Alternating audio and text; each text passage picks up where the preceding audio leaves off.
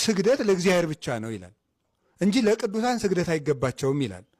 ዓላማው በዚህ ምዕራፍ ውስጥ ጌታ የተናገረው ማቴዎስ ምዕራፍ 4 ላይ ነገረ ቅዱሳንና ነገረ እግዚአብሔር የሚል ትምህርት አይደለም። ለቅዱሳን ስግደት ስለመገባትና ስላለመገባትም አይደለም። ጉዳዩ ስለምንድን ነው ሲባል ለሰይጣን አይሰገድም። የባህሪ ስግደት የሚገባው ለእግዚአብሔር ነው። አንተ ደግሞ ፍጡር ነህ፣ ሰይጣን ነህ። እውነት ነው። ለእግዚአብሔር ብቻ የሚሰገደውን ስግደት ለፍጡር አይሰገድም። ለማርያምም አይሰገድም፣ ለሚካኤልም ለገብርኤልም አይሰገድም፣ ለቅዱሳንም አይሰገድም። ለእግዚአብሔር የሚገባው ለእግዚአብሔር ብቻ ይሰገዳል። ለእግዚአብሔር የምንሰግደው የአምላክነት ነው። ለማርያም የምንሰግደው ሆኖሪቲ ነው። ወርሺፒንግ እና ሆነሪንግ ይለያያሉ። ማክበርና ማምለክ ማለት ነው። ለቅዱሳን የሚደረገው ማክበር ነው። ለእግዚአብሔር የሚደረገው ማምለክ ነው። ስለዚህ ድንግል ማርያምን ስሰግድላት እያከበርኳት ነው። በእናትነቷ፣ በወላዲት አምላክነቷ፣ በንጽህናዋ፣ በቅድስናዋ፣ በማምላክነቷ እያከበርኩ ነው።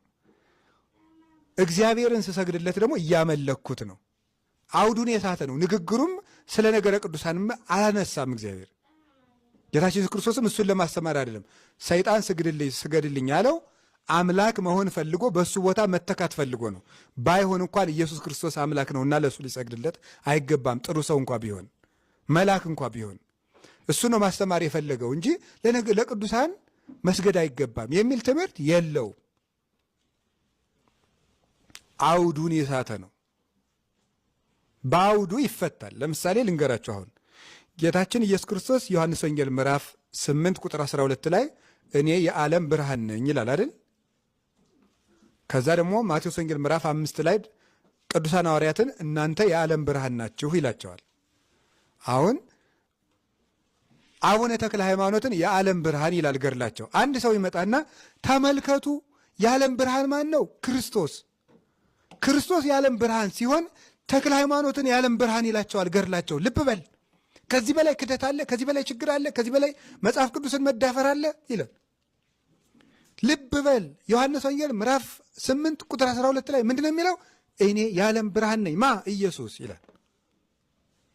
ከዛሳ ይሄ ገድልሳ እንደሚለው እኔ ተክለ ሃይማኖት የዓለም ብርሃን ናቸው እንደሚለው ይሄ ትክክል አይደለም ይላል።